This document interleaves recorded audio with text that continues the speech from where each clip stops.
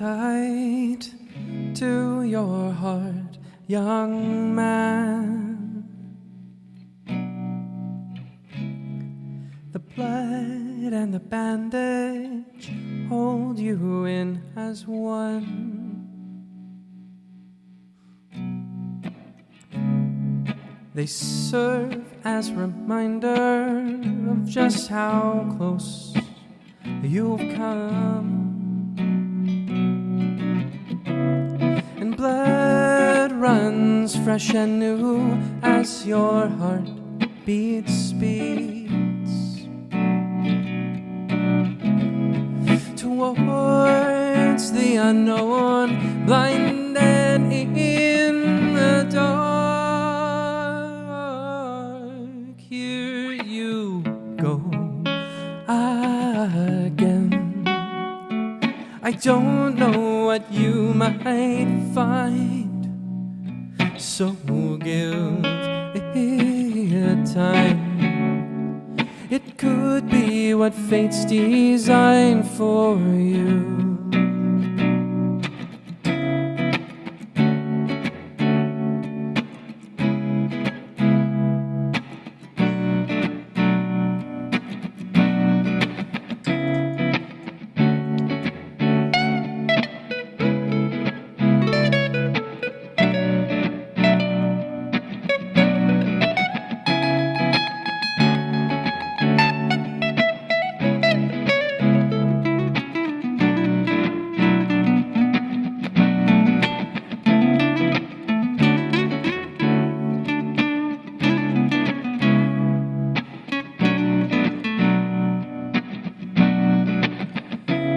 And maybe you found that which you looked for.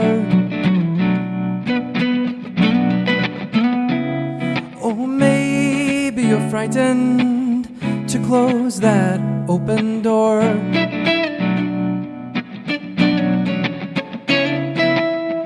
But do you remember what you said to me? That you had love, so much love to give.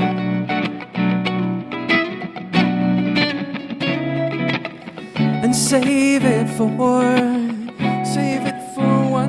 who knows. Here you go again. And I don't know what you might find, so give it time. It could be what fate's designed for you. You could be here in time. It could be fate's design.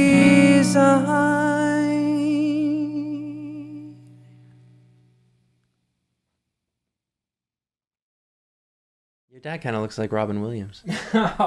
Yeah, Bob. Yeah. Okay, I just gotta do a little clap. Okay, so Nick Mintenko, thank you for coming down to Hermann's Jazz Club. We were very happy to be there and shoot your performances.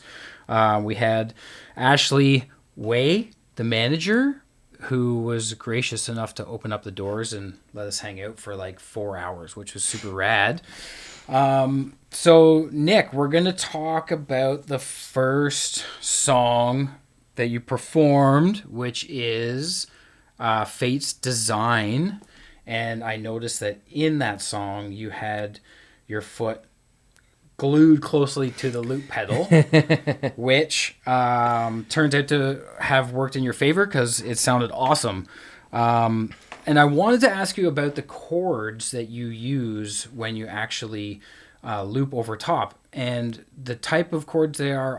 I don't know much about jazz. Oh, sure. So can you walk me through the type of chords that those are? Yeah, so the chords that I looped, we're in the key of A. And so I looped a D major 7, C sharp minor 7, and B minor 7. which are essentially the 4, 3, and 2 chords of the key of A. Yeah, and so it's just a very floaty kind of sound without a whole lot of resolution. It just allows for a lot of flow. Yeah. It's really interesting, especially once you click the loop pedal on and then you go over top of it. Now, when you go over top of it, do you do the same 3 chords, or is it a new variation of chords that you put over top of those? Oh, yeah. So when I'm playing over top of the loop, it's mostly single notes. And so I'm trying to play the notes that correspond with that chord and sound good. And, maybe a couple of deviations here and there, but mostly just single note versions of those chords and the scale in the key of A. Right. And so you'll actually just kind of play the one note over top, and then as the chord changes, your note will change, and it just kind of sits on top of it. If I had a bit more self-restraint, I would have just played one. I ended up playing about 20 or 30, but yeah. Right.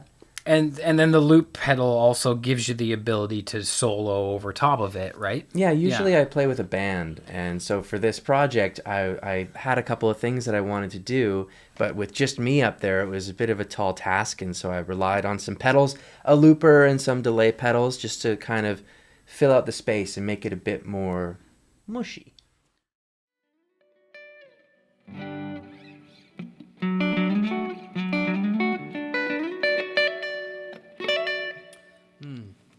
Alrighty, I've been waiting.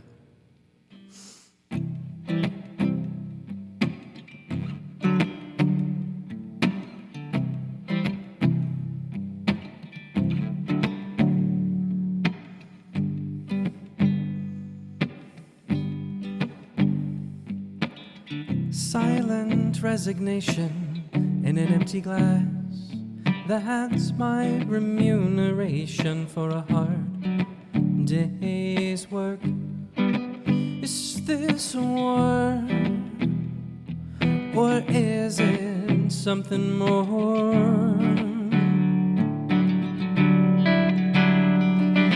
And I've been waiting for another kind of word that doesn't sound like the ones I've heard.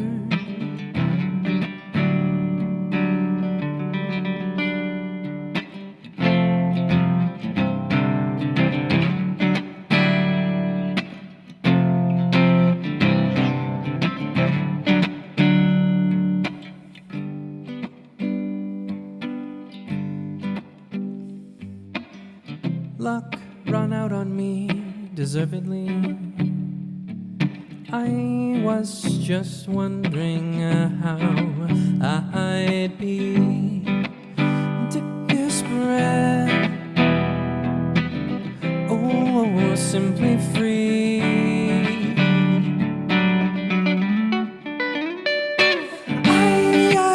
I've been waiting for another kind of word that doesn't sound like the ones I've heard.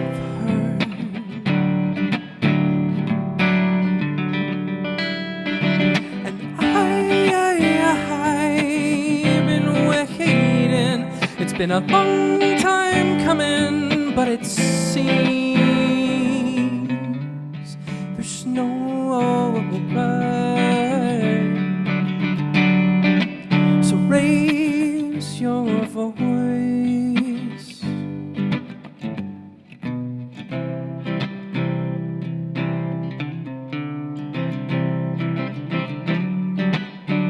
So raise your voice. Show me the word. Let it be heard. So raise your voice. I wanna hear it all. Raise your voice. I wanna hear it all. Raise your voice, I wanna hear it all. What have you to say?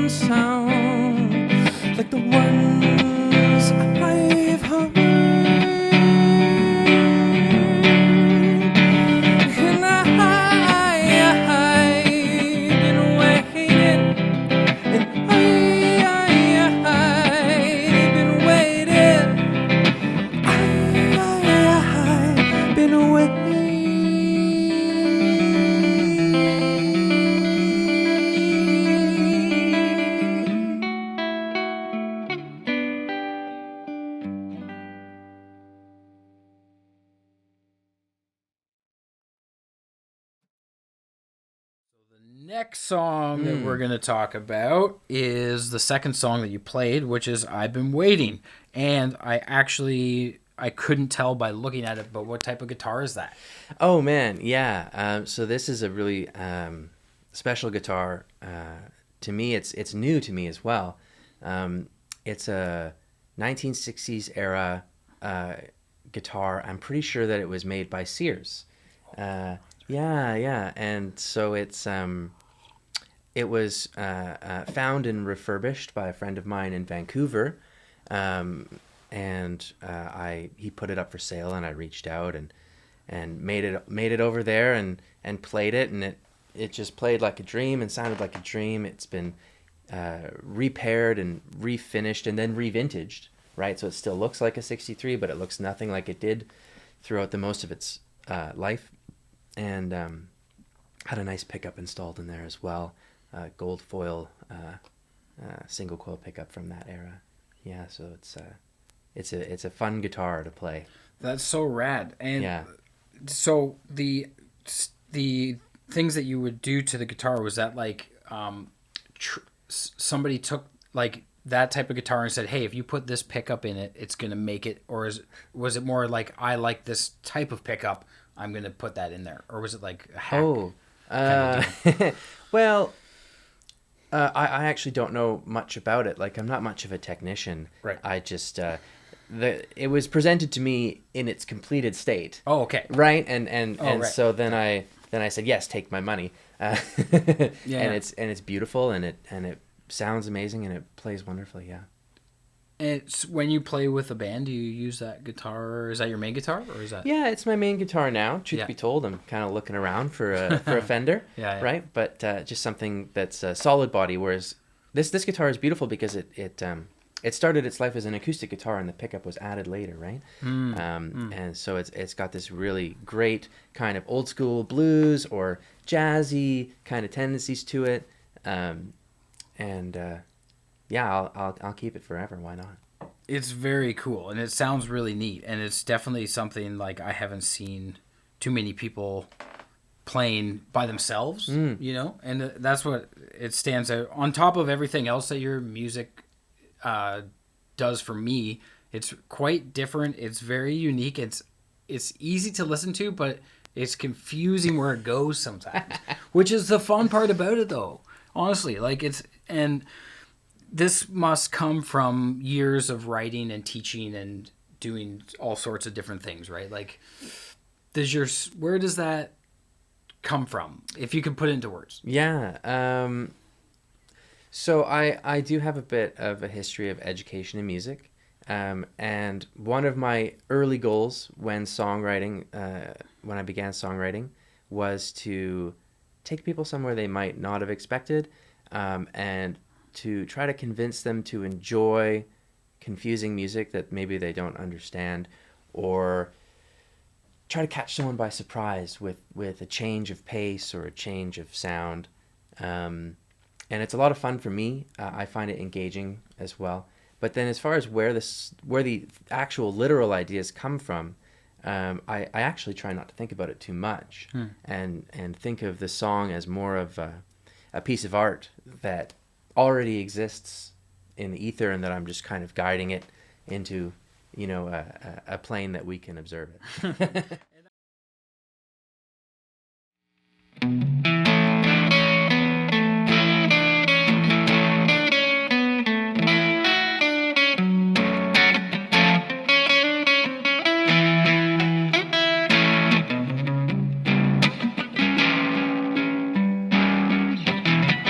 Forgotten in my closet, an old coat that I'd like to wear, just to see if it can bring back part of me. Long gone, and I'd walk a little faster then, and I'd talk a little louder, sure.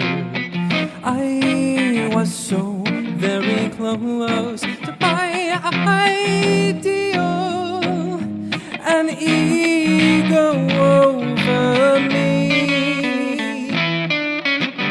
But there's this other way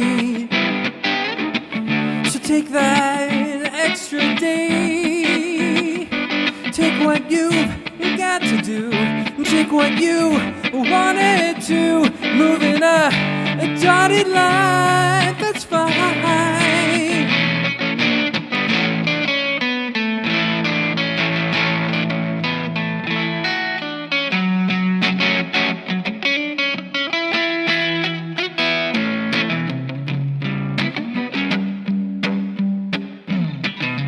As I walk down my old street, the dampened oaks are lit by sun. Now I'm wondering if all that's to be done is to take my time. Now I reminisce, sing softly this melody. My solace lies in newfound peace in life, unravel reverie. And there's this other way, so take that extra day, take what you've got to do, take what you wanted to, move in a dotted line, that's fine. It's hardly a shock to me, go on and let it be. This fight is not a fight at all. No, this is a hit parade. Pretty soon we'll have it made, and these tears will seem so far behind.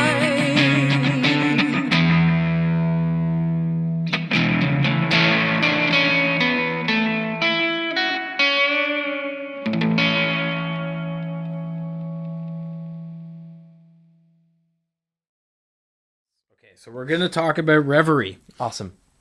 The lyric at the beginning, forgotten in my closet, an old coat that I like to wear just to see if I can bring back a part of me. Yeah.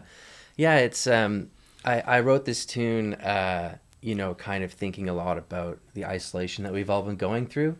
And at the time there, we hadn't been going to many parties, we hadn't been going to many engagements or anything like that. And I find that when I get dressed up and I get, threaded to the nines or whatever the slang might be, I feel a little different. I feel a little more confident. I feel maybe just ready to have a bit more fun. I have fewer worries, right? And that, that's a version of myself that I like. And we don't get to wear that coat that often anymore. Mm-hmm. Yeah, right? And I guess writing from that standpoint where, like, does it make you feel better when you play it, or like when you're just like thinking about you know what I mean? Like, yeah, my music for me is quite therapeutic, both to write it and to perform it. Mm-hmm. It helps me, kind of deal with issues that I'm working on internally. Yeah.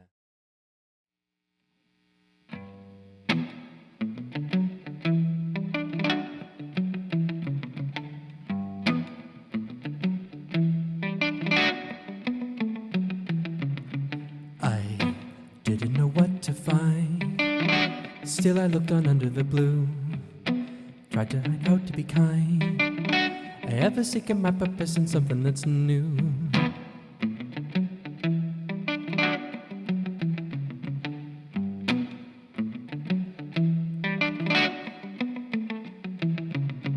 I bent my knee to the grind. Accepted human flaws as my own. How I wished I could grow beyond expectations defined within my mind. But little did I know what one person could change. What I thought I knew about love and change, about the life I'm living, the people I'm giving a chance, because it's love I need from none but me. Love I need to give so I can live again.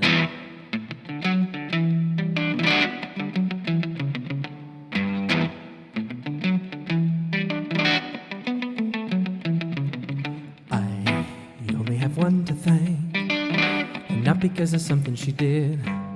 Perspective's a funny thing. I'll redefine happiness and make it my own.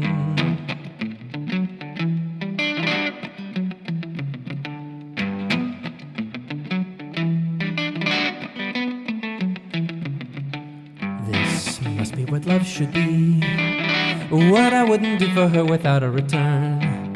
So damn my humanity and all the lies we tell ourselves.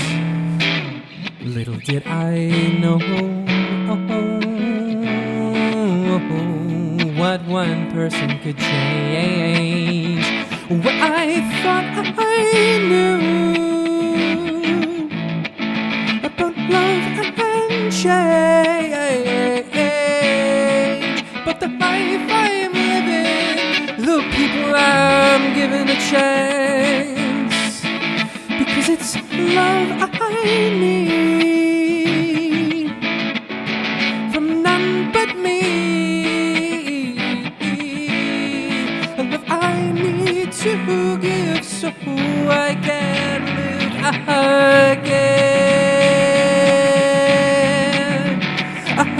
again. The love I need to give so I can live.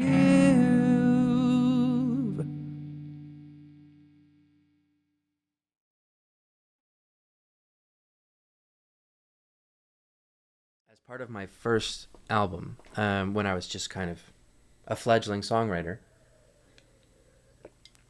and I didn't think about this at the time specifically, but I feel like I wrote it like at the formation of my prefrontal cortex, like when my brain fully developed.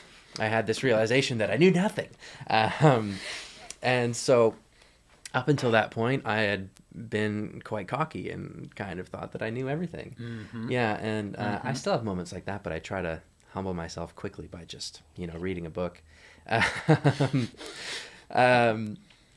But yeah, so that song was all about that realization. What I thought I knew about love, what I thought I knew about change, what I thought I knew about life, what I thought I knew about any number of subjects, was instantly or quickly changed. Nice. And Yeah. what I thought I knew about palm mutes and rhythm after listening to that has completely changed too. Because I'm like, how are you doing that? It's like ding, ding, ding, ding, ding, ding, ding, ding, and then you start singing over top of it. So what's going on there? Yeah.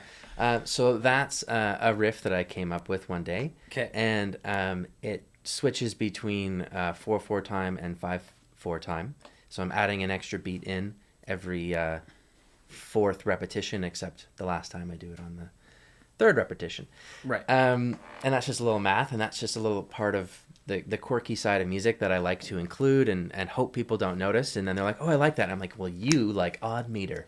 And then they look at me like I'm a jerk. And it's a process, and I love it. Nice. And then the melody that I'm singing is actually that same riff, the same notes, played in unison, or maybe there's an octave separating it there. Yeah.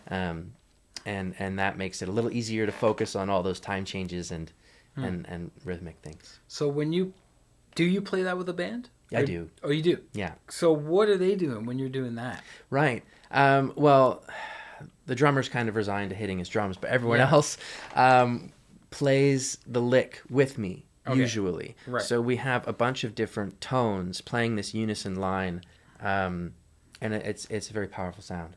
Yeah. So what you're doing with your palm mutes, is that what the drummer's doing with this brushes on the snare? Is that kind of the same? Are you doing the rhythm that the drummer would be doing? Or are you just like doing it how it would be done on the guitar? No, I'm just doing that one how it would be done on the guitar. It's, Okay. it's rhythmic enough that it can carry itself, yeah. Okay, Yeah. okay. Yeah, so that kind of blew my mind when I was listening to that. So, very, very cool. I guess we could finish with if there's anything you want to plug into, or what you're coming out with, what you're hoping to do, or anything you want to shout out to any fans, whatever. Just wing it. Just go for it. Yeah, man. Well, shout out to my partner, Aurelie, who has just been a total rock and helped me with all of the business side and the media side of this industry. And, to all of my friends who've been supporting me over the years, and my parents who kind of bankrolled a couple of projects back in the early day, and they've been pretty great. Coming out, I got a 4-song EP coming out, one of which is the song Reverie that I performed for you guys today, and I'm gonna do a video with Brother C Productions. Who's that? Yeah, who's Brother C Productions? Well, yeah, we're gonna do a pretty cool kind of exploration of what it is to be a person traveling and experiencing the world on their own. It's following this character visually through the song, and then also through a bunch of different experiences of solo travel. Sweet. I can't wait to see that. Yeah, me neither, man. Awesome. Yeah. And having angel investors is sweet too. That's always a great way to get started. Actually, Grandma's house got sold and paid for these lights, right? Must have been a small house. Yeah, or expensive lights. Sweet, dude. I think that went pretty well. Yeah, I think thanks. we nailed it. Thanks, Darren. Right on, buddy.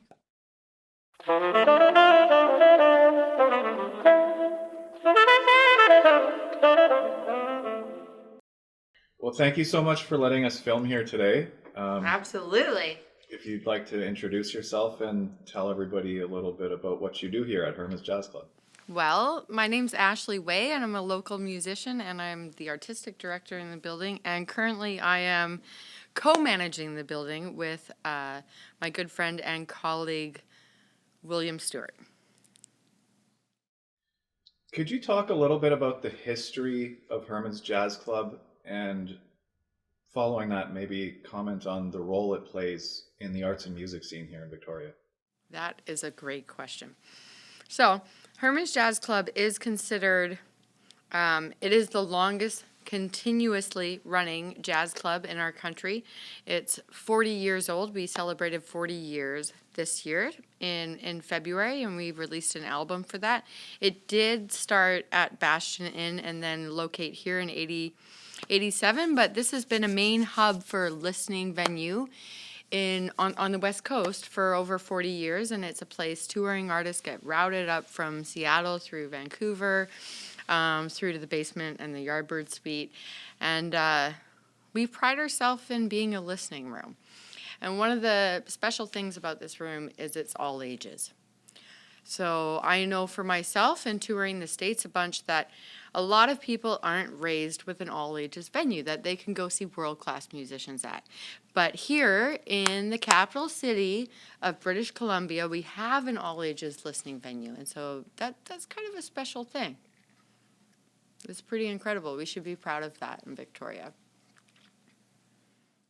So there's a lot of history in this building. A lot of musicians have probably passed through these doors, played on this stage. Talk a little bit about future plans. There's a lot happening on View Street right now in this building. Talk a little bit about the direction you guys are moving in. Wonderful. So Hermann's Jazz Club was managed by Hermann until 2012, and then it was managed by his estate until it transferred hands to become a nonprofit with Arts on View. And so Arts on View has assumed the lease of the main floor, which is Hermann's Jazz Club, and the View Street Social, which is very much a social house. Hermann used to kick people out of here for talking and say, if you want to talk, you go to the View Street Social. And when you're done your conversation, you come back and enjoy the show. But we have recently resumed the lease for the upstairs, which is so exciting because it's a 260-person capacity main room, like cabaret style, with tiers of seating with no obstructed sight lines because the structural beams are actually tied into the ceiling, with an 80-person capacity room upstairs. And so the incredible thing about that is at 753 View Street, we can now actually develop an artist from what I would call like the artist in development / what I would coin as kind of like the hidden gem, the person who's developing that can kind of get 40, 80 people into a room.